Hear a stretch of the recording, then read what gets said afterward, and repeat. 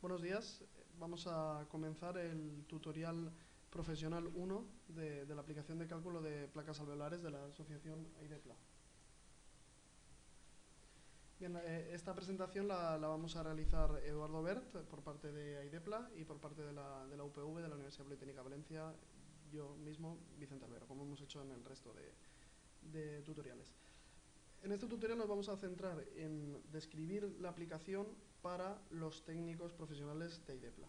Y la versión que vamos a explicar no es la versión pública, sino que va a ser la versión profesional, la versión completa, íntegra del programa, y vamos a, a destacar los beneficios que tiene usar esta versión más ampliada, como en el caso de armaduras de negativos. Vamos a describir cómo funciona toda esa parte del programa, y en el caso de deformaciones y de flechas también vamos a explicar un poco la ventaja.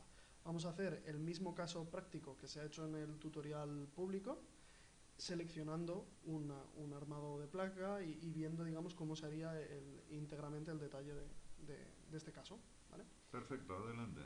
Vale, pues bueno, como ya sabemos, para el encabezado del informe pondremos los datos de obra, planta y alineación.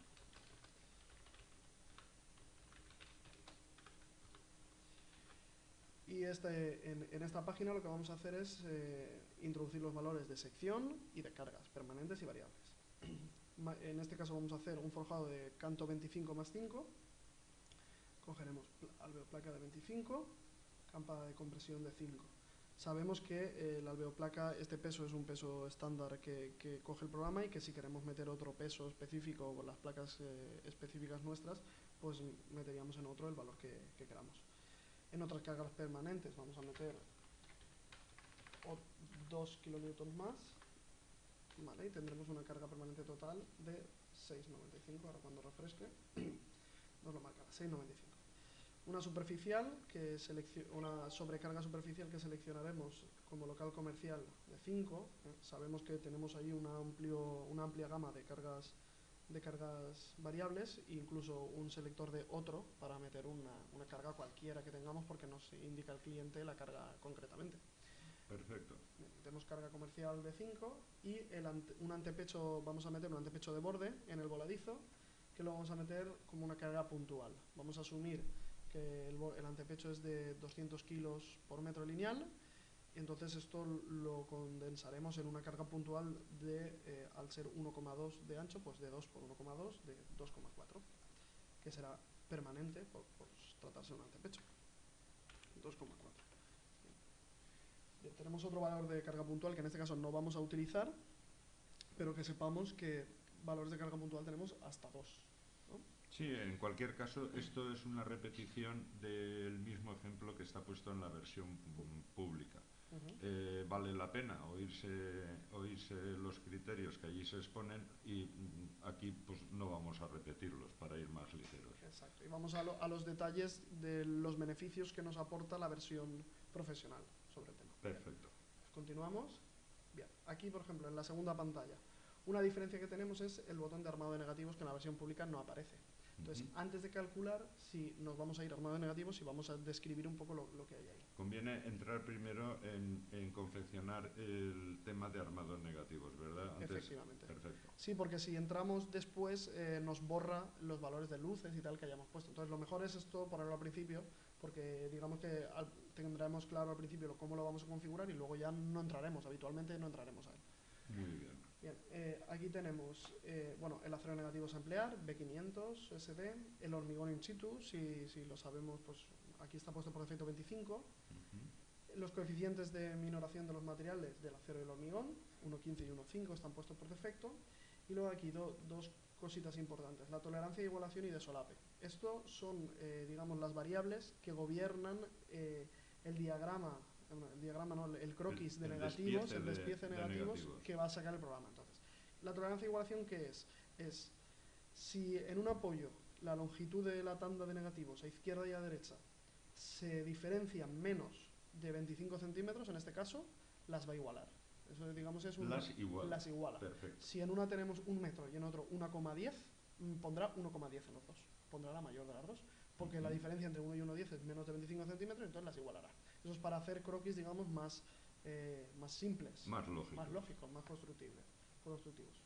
Y la tolerancia de solape es si en un vano, en el vano 2, la tanda que viene por la izquierda, desde el apoyo izquierdo, y la tanda que viene por la derecha se aproximan entre ellas a menos de esta tolerancia de solape, a menos de medio metro, por ejemplo, de 50, entonces se unen y se hace pasante. Y se hace la barra pasante completa, a todo el vano. Eso es. Muy bien. Esos son estos dos valores. ¿Vale? Bien. Antes de continuar, Vicente, las tablas de acero negativo podríamos variar a 400, claro, si queremos. Y el hormigón de la capa de compresión podríamos emplearlo de 30, de 35 si y lo va a tener en cuenta. Exacto. Estos son los valores por defecto. Vale. Y los coeficientes, pues sí, si alguno de ellos tiene un sello especial o un control especial, intenso, podemos variar. Exacto. Muy bien. Estos son los de control normal, pero si tuviéramos una obra en control intenso y tal, pues a lo mejor en base a la norma lo podríamos reducir. Estupendo. Eso se podría controlar ahí. Luego, por acabar esta parte de la izquierda y luego vemos la tabla. Malla electrosoldada. Bueno, podemos incluir una malla electrosoldada que nos aparecerá en el croquis, por ejemplo un 15-15-5 sería esta. Y luego además podemos elegir si esta malla es colaborante o no colaborante. Todas las mallas que aparecen en el selector son de FIDEL 5 o superior. La norma nos permite que si es de FIDEL 5 o superior sea colaborante, pero podemos, por lo que sea, nosotros no querer que sea colaborante. Entonces, por defecto está no colaborante. Si quisiéramos que sea colaborante, lo único que hay que hacer es marcar aquí como colaborante. Y al marcar como colaborante nos reducirá la tanda de negativos que aparece, porque esta malla de 5-5-15 entra a contribuir a los negativos. La vamos a marcar para que la veamos y la pondremos no colaborante. ¿No colaborante? Bueno, por hacer un ejemplo. Vale, perfecto. Y luego tenemos la cuantía de la malla, podemos ver que nos da un valor de cuantía de esta malla, y los cuadros mínimos de solape, que esto, bueno, para cada diámetro y separación se han introducido en una base de datos los solapes mínimos que tiene que tener, y es una cosa interesante que va a aparecer en el informe. Esos solapes es únicamente en el caso de que contribuya a negativos. Claro, si contribuye a negativos, está claro que ese mínimo solape habría que cumplirlo. Perfecto. Efectivamente. Y ahora, si vamos aquí a la parte derecha, bien, esto es una tabla con la base de datos de las tandas que va el programa a utilizar en negativos. El programa lo que hace es estas tandas están ordenadas de menor a mayor cuantía. Aquí a la derecha está la cantidad total, 1,13 por ejemplo, ¿vale? Pone aquí. Esto está ordenado de menor a mayor. Entonces, el programa lo que va a hacer, va a coger el momento de negativos y va a intentar cubrirlo con la tanda 1, luego con la 2, luego con la 3, así hasta que alcance una tanda le cumpla. Entonces, ¿qué puede sucedernos? Que nosotros, pese a que nos entra una tanda con 2 del 10 y 2 del 8, que es por ejemplo la 7, no queramos solo utilizar FIDEL 10 en obra, y entonces obligarlo a que sea, en vez de 2 del 10 y 2 del 8, 2 del 10 y 2 del 10, aunque sobra, ¿no? Entonces, eso lo podríamos hacer. ¿Cómo? Si nos fijamos en una columna que es de validación, que hay un tick de validación. El tick de validación lo que significa es que el programa lo tiene en cuenta. Si nosotros editamos una fila, por ejemplo la fila 2, vemos que la fila 1 no está marcado ese tick. En la fila 2 sí. Si nosotros marcamos la fila 2, se nos despliega la fila entera y nos permite deseleccionar ese tick. Y le daríamos update, actualizamos y nos aparece automáticamente como no marcado. Si no está marcado, el programa no lo comprueba. Entonces, de esta forma, si nosotros sabemos la tanda que vamos a poner, deseleccionamos todas, mantenemos esa seleccionada y es como forzar al programa a que meta esa cuantía de armado negativo. Es un poco tener flexibilidad a la hora de diseñar las tandas de negativos. Y ahí, básicamente es lo principal a explicar aquí. Se podría incluso editar la tanda en sí misma. 2 del 8, 3 del 6, podríamos marcar otro FIS con el número de FI de la tanda 1, de FI 2 del 8, 3 del 6 y las cuantías. Podríamos incluso modificar una porque queremos usar otra que no está aquí. Pues incluso eso lo podríamos editar. Pero lo más útil que vemos es lo de validar o no validar, para forzar, porque yo creo que la cantidad de tandas que hay es muy amplia y hay mucha variabilidad. Es extraño que encontremos una que no esté, porque hay muchísimas, pero bueno, nos sirve para forzar algunas tandas que no queramos que salgan o algo así. Perfecto. ¿Vale? O sea, es una de las posibilidades. Exacto. Es decir, es una obra que por la necesidad que fuera nos interesa utilizar un solo calibre o solo dos calibres determinados, podemos prescindir de esta tabla, meter nuestros calibres y nuestras secciones de acero, porque el programa lo va a tener en cuenta, o bien de seleccionar ciertos calibres o ciertas combinaciones, pues por lo que sea no nos convienen. Exacto. Muy bien, muy bien. Bien, pues una vez introducido todos estos valores, nos vamos a volver y aparecemos otra vez en la segunda pantalla, la de dimensiones y apoyos. Y todo eso que hemos seleccionado se queda guardado en el programa para el cálculo. Bien, vamos a hacer, como hemos dicho, el mismo ejemplo que hemos hecho en el tutorial público, que son 4 vanos. El de la derecha es un voladizo y las luces son 9,5 el vano de la izquierda, 9,5 el segundo, 10 y 1 metro de voladizo.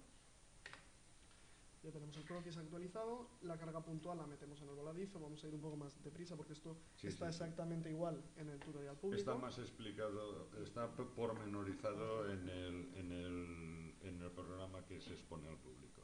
Exacto, cargas puntuales a 1 metro del extremo izquierdo, factor de distribución se carga íntegramente esa carga sobre la placa, factor de distribución 1, apoyos, pues metamos apoyos metálicos, vamos a meter apoyos en HEB. Una diferencia que tiene esta versión, si os fijáis no tiene ningún apoyo en rojo. Esta versión está completamente liberada para que marquemos el apoyo que queramos. Porque estamos haciendo un cálculo en continuidad y en la versión pública hemos recomendado unos apoyos sí y otros no.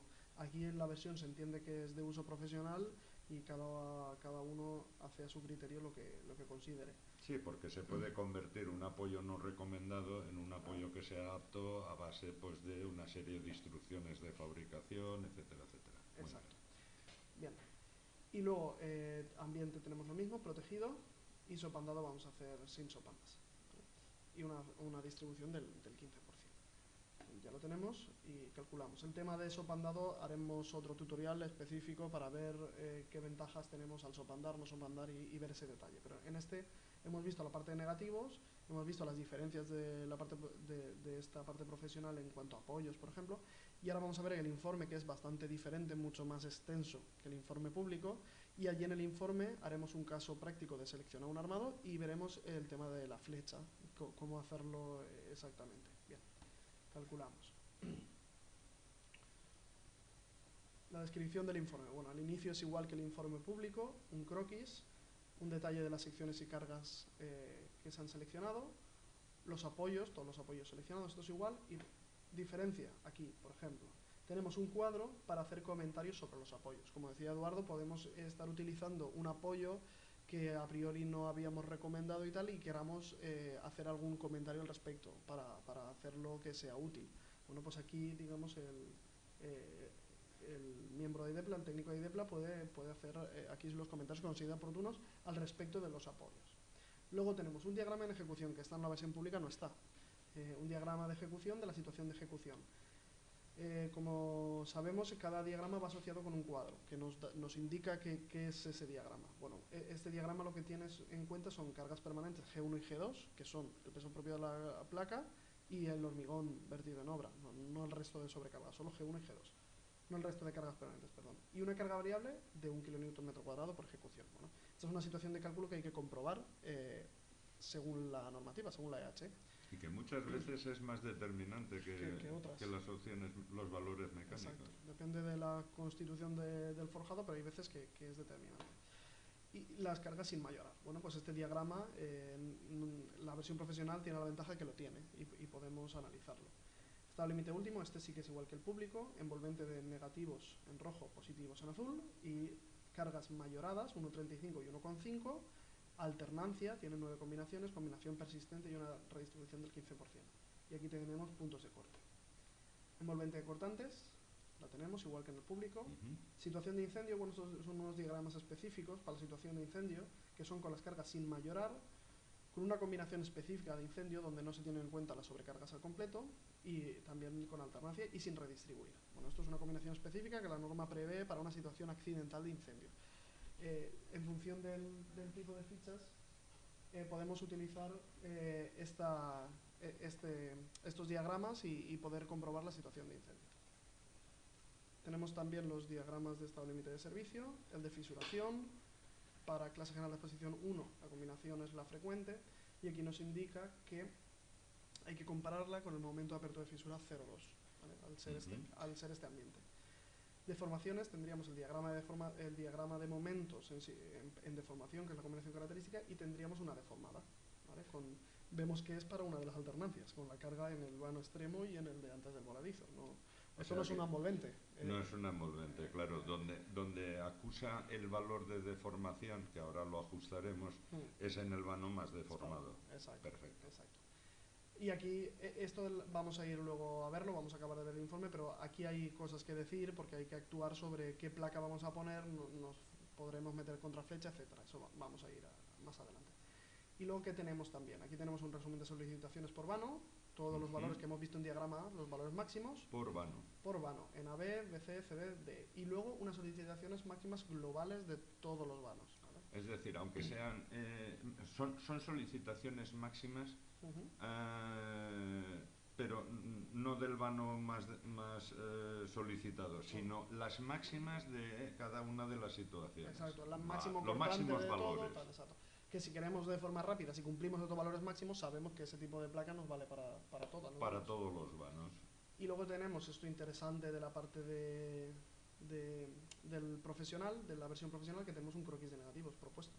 Que es sobre lo que hemos hablado, que hemos metido B500, hormigón in situ de 25, una malla que no contribuye en negativos, y aquí nos sale incluso una cuantía aproximada de negativos, de las barras de negativos, de 1,46, que eso puede ser interesante para el presupuesto, para montar un presupuesto. Sí. Vale. Y luego unas notas generales. Estos son notas generales que el diseñador quiere hacer, generales a todo el informe. Para completar el informe. Para completarlo. Muy bien. Y un apartado, como hay en el público, de normativa de referencias con la que está hecha el cálculo. Bien, pues vamos a volver atrás y si te parece, Eduardo, lo que podemos hacer es, aquí tenemos una columna en resumen de solicitaciones para seleccionar la placa. Bueno, pues vamos a ir punteando todos los valores y vamos a seleccionar una placa real que cubriría este forjado. Bien. O sea, nos da posibilidad de analizar crujía por crujía y colocar el armado adecuado a cada crujía. Cada crujía, exactamente. Vale. Aquí, si quieres, lo que podemos hacer es que sabemos que la crujía más deformada es la CD y no hay mucha diferencia con las otras, pues vamos a dimensionar esa CD y la metemos en toda, porque muy bien, es bastante parecida. Perfecto. Bien. Vamos a empezar por flexión, que es el valor más típico. Bueno, tenemos un valor... Sí, analizamos, primero comparamos los valores últimos. Exacto. Está el límite último de flexión 175,21. Bien, nos vamos a valor de ficha y tenemos una ficha aquí de Orbiten de 25 más 5. Hemos dicho 175, pues tendríamos el tipo 4. ¿no? ¿Qué valor da el 182,9. Luego ya lo cubre. Vale. Tenemos el tipo 4. O sea que por flexión, por último de flexión, el tipo 4. Por rasante, 91,77. Nos vamos aquí a la ficha. Rasante lo tenemos aquí, 113,1 el primer valor. Bueno, el tipo 1 ya lo cumpliría. Lo cumpliría, pues vale. Bien. Tendríamos el 4 por flexión, el 1 último. por rasante. Vale. Cortante, 89,02. Bien, nos vamos aquí a la ficha. Tenemos, por ejemplo, para un apoyo el mínimo permitido, que es de 5 centímetros, tendríamos 104,2 para el primer armado. Pues el tipo 1 también lo cumpliría. También lo cumpliría. Bien. Incendio en este caso no lo comprobamos, y fisuración, apertura de fisura 0,2, tenemos 109,8. Vamos a la ficha y apertura de fisura 0,2 es esta columna, incluso el tipo 1 tiene 126,3, lo cubriría. Así que en estas condiciones, bueno, nos ha salido que por flexión, por el 175,21, el tipo 4 es el que nos haría falta. O sea que por valores mecánicos precisaríamos un armado tipo 4 de acuerdo con esta ficha. Exacto. Ahora, nos quedaría comprar la ejecución, que hemos dicho que a veces puede ser importante, y nos tendríamos que ir a otro apartado de la ficha donde da valores para la placa sola en ejecución. Está aquí arriba. Está en la segunda página, aquí. Iríamos al armado 4, ¿verdad?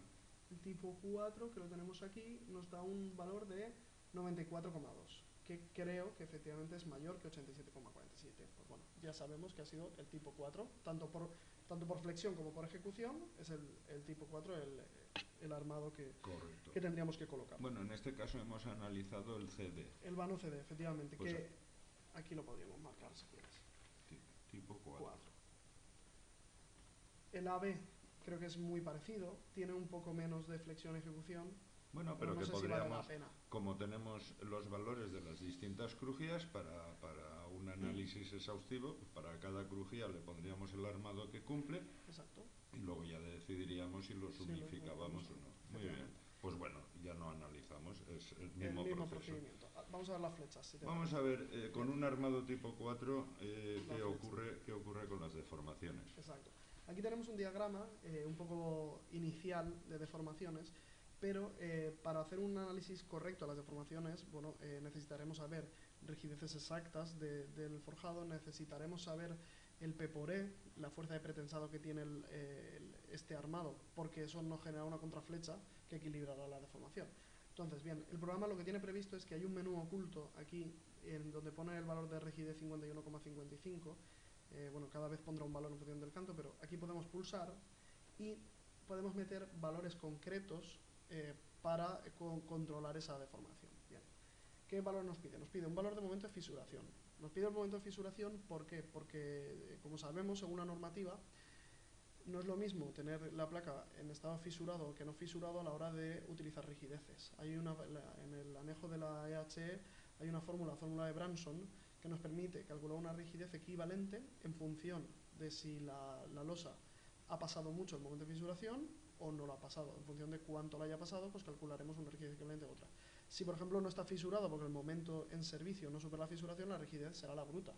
Si está fisurado, pues será un valor intermedio entre la bruta y la fisurada. Entonces, le tenemos que marcar ese valor de momento de fisuración para que él haga esas comprobaciones. También un P por E, para que calcule la contraflecha, fuerza de pretensado por excentricidad, valor de beta, que es la relación de inercias entre el forjado total y la placa sola, y el valor de rigidez bruta y fisurada, como decíamos.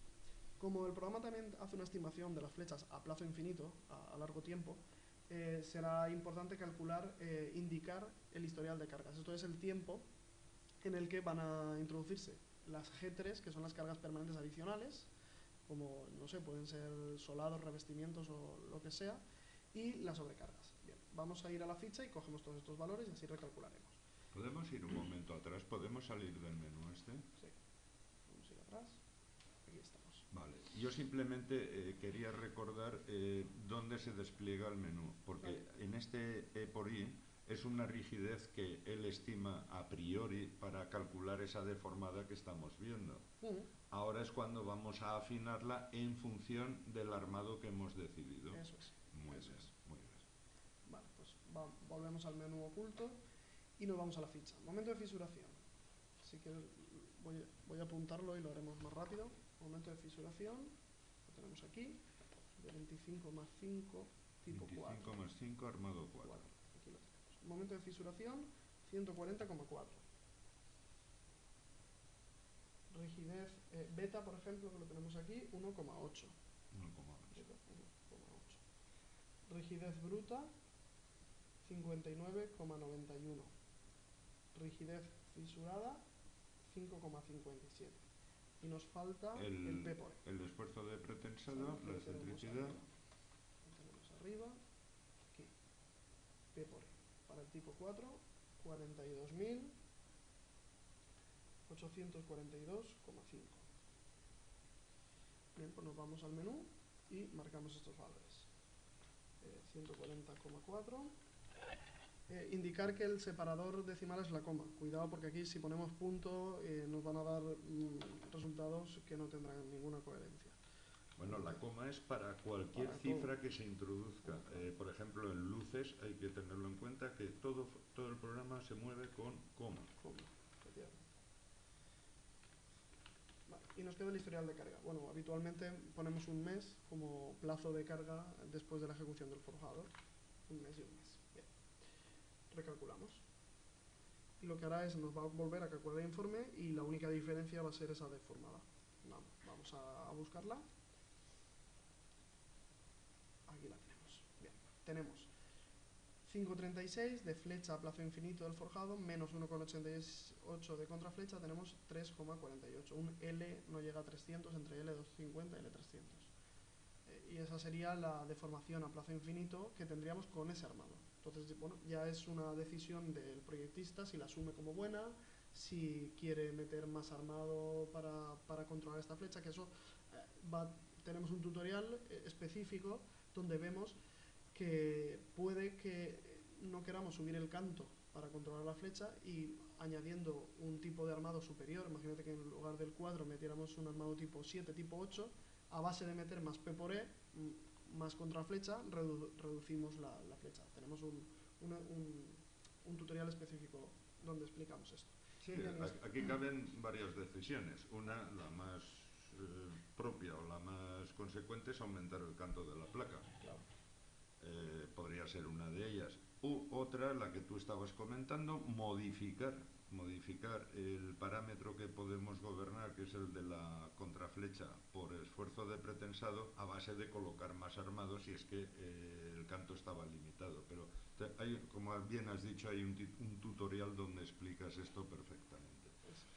Bien, con lo cual pues hemos hecho un análisis completo de la situación que se ha planteado. Exacto. Aquí podríamos indicar que son todo pues, tipo 4, por ejemplo, o tipo 4 en todas las crujías, como queramos. Y luego nos queda un detalle que es a la hora de imprimir, que creo que no lo hemos imprimir dicho. el informe, Imprimir el perfecto. informe. Aquí, botón derecho sobre la ventana, vista previa de impresión. Esto siempre es recomendable hacerlo así. Sí. Entonces nos aparece la ventana con los márgenes que podemos ajustar y ya en función de los apoyos que tengamos y tal, pues bueno, ajustaremos para que las páginas nos queden coherentes. Eso ya lo podemos ir viendo. Es recomendable utilizar el navegador Internet Explorer sobre todo para esto. Para el resto de cosas es indiferente, pero el montaje que hace de Internet Explorer del informe está más ajustado que si lo hacemos con Google Chrome o con otros navegadores. Por eso nosotros recomendamos siempre utilizar Internet Explorer, sobre todo por el informe final que nos va a quedar un ajuste más elegante. Y nada, si con esto ya pues lo imprimiríamos en PDF para enviarlo al cliente o en papel si no queremos guardar una copia. Todas las páginas tienen un encabezado, por si no quisiéramos imprimirlo todo. Quisiéramos imprimir solo la página esta última, por ejemplo, con el resumen y los croquis, porque nos queremos guardar esto. Eso ya sí, no, hombre, para el informe habitual o para el estudio habitual, pues en esta página prácticamente pues tenemos el resumen de todo el informe. Exacto. Pues nada, pues muchas gracias por la atención y hasta la próxima. Hasta la próxima.